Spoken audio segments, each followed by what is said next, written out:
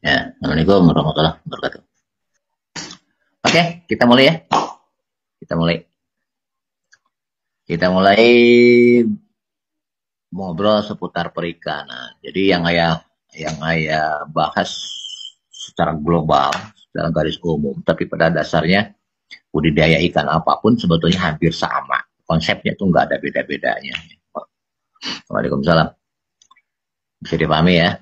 Waalaikumsalam. Ya. Yang penting intinya apa? Pahami. Kenapa? Hakikatnya kita budidaya ikan itu kita apa? Ngurus apa? Ngurus air. Ya. Kalau di pertanian hakikatnya kita ngurus tanah. Kalau di ikan kita hakikatnya apa? Ngurus air. Airnya bisa diurus dengan benar insya Allah. Ya. Dengan tunjang dengan nutrisi yang benar. Oke. Paham ya? Oke, sekarang silakan siapin catatannya. Siapin catatannya. Terus sebentar. Sebelum kita lanjut, ini ada sedikit apa ya? Ya gambaran aja lah dari ayah. Menyinggung tadi ya di beberapa grup ya, entah di grup di WA, entah di Telegram, entah di apa namanya grup-grup yang lain lah ya. Ya nggak kehitung lah grup yang ayah ikutin ya. Ada ratusan, mungkin dari 300 grup ya. Kadang-kadang ngehang juga HP. Jadi pada dasarnya tuh gini, boleh kita berkreasi, boleh, malah ayah menyarankan berinovasi. Cuma ada cumanya gini ya.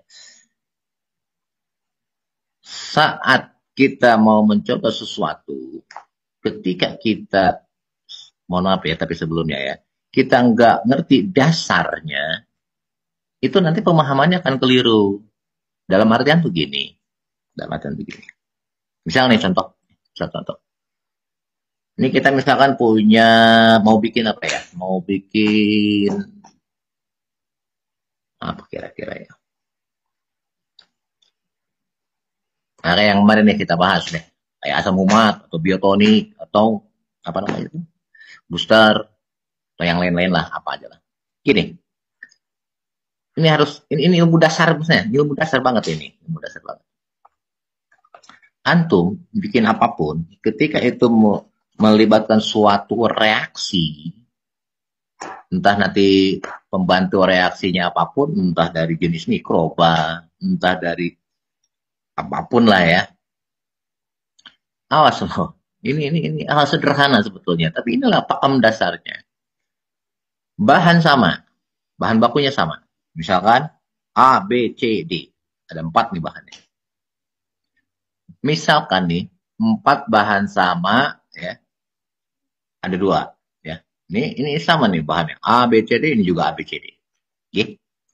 Nah, saat si A, misalnya ini A nih, yang A ini, kalau 4 bahan ini, misalkan anggaplah kita misalkan penguraiannya atau perombakannya melibatkan unsur-unsur mikroba deh, misalkan jasa dernik gitu ya, apa aja lah, mau dari jenis bakteri, mau jenis fungi, mau jenis apapun lah, terserah ya. Ketika yang A ini misalkan pakai mikroba X misalkan, kemudian ini bahannya sama nih, yang ini pakai X, ini pakai Y. Satu, ini yang pertama nih, hasil nggak akan sama. Ini yang pertama, ini harus dipahami. Oke. Nah, terus seandainya, ini hal yang kedua juga. Yang keduanya, bahannya sama. A, B, C, D. Yang ini pun sama, A, B, C, D. Misalkan anggaplah perombaknya sama. Ini X, ini pun X. Cuma, misalkan ini komposisinya, A-nya misalkan 2 bagian, ini B-nya 1 bagian, C-nya 1 bagian, D-nya 1 bagian. Misal. Ya. Kemudian yang satunya lagi, kan sama nih semua bahannya. Semuanya bahannya sama. A, B, C, D juga. Perombaknya X juga. Misal ya. Cuma bedanya gini, yang A misalkan ini 1,5 kilo, yang B 2 kilo, yang C 1 kilo lagi misalkan. Terus yang D misalkan 1,5 kilo. Endingnya akan sama nggak? Nggak akan sama. Harus dipahami ini. Ini ilmu dasar ini. Kenapa? Reaksi itu akan tergantung kepada apa? Satu, jumlah komposisi. Dua, reaktornya apa. Reaktor sama, komposisi nggak sama, hasil ini nggak akan sama. Ini orang harus dipahami ini. Ya. Ilmu dasarnya ini. Makanya kalau teman-teman nanti, ya boleh nggak saya bikin ini. Tapi kalau komposisinya benar ini. Kata kok boleh, tapi endingnya ya jujur aja. Nggak akan sama. Oke? Bisa dipahami? Bisa dipahami nggak sampai situ? Ya. Biar nanti ke depannya antum dengan semua nggak ngawur gitu loh. Biar nggak ngawur. Ini gini deh, contoh tadi ayah udah sempat juga di mana ya, di grup Telegram kalau nggak salah ya. Ada sedikit menyinggung itu juga. Contoh gini, bermain logika yang sederhana deh, jangan ABCD deh, yang jelas-jelas aja deh. Misal nih, contoh.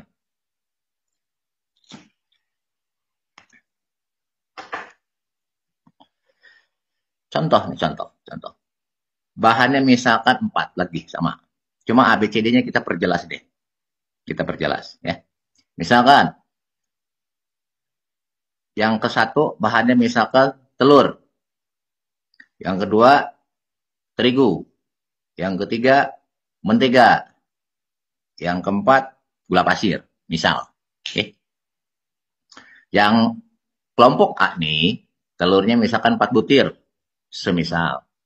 Kemudian terigunya misalkan 1 kilo. Menteganya setengah kilo. Gula pasirnya misalkan setengah kilo. Air secukupnya. Bikinkan adonan. Hasilnya insya Allah jadi kue bolu. Oke. Komposisi sama. Oke. Terigunya misalkan 2 kilo. Telurnya 1. Misal. Menteganya setengah kilo. Air secukupnya. Antum buat. Jadi bolu enggak akan jadi. Paling jadinya ini apa? Kue martabak. Paham? Itu logika sederhana gitu. Artinya apa? Bahan sama, komposisi enggak sama. Endingnya enggak akan sama. Oke? Jadi pahami? Atau yang paling simpel. Bahannya cuma 2. Beras, air. Ini pun sama. Beras, air. Ini berasnya 1 kilo. Airnya 3 liter. Semisal. Ya. Yang ini beras 1 kilo. Airnya 1 liter. Ini jadi nasi, ini jadi bubur. Sama nggak endingnya? Nggak sama. Bisa dipahami nggak sampai situ? Sebelum kita lanjut. Oke? Ayo, dengar nggak semuanya? Artinya apa? Disinilah fungsi dan peranan seorang formulator. Oke? Ya. Fungsi seorang formulator itu di situ. Dia sudah mempertimbangkan ini harus sekian, ini biar endingnya jadi anu. Oke? Ketika bahannya ini, komposisinya harus begini. Formulator itu fungsinya di situ, peran seorang formulator itu di situ. Oke. Paham ya?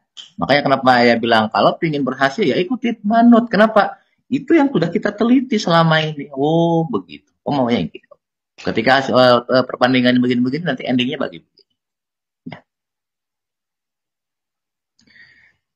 Betul, tepat dosisnya, tepat caranya, tepat waktunya. Paham ya?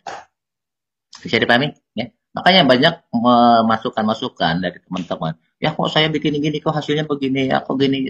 Artinya apa? Awas, kadang kita punya terkena jiwa eman atau sayang.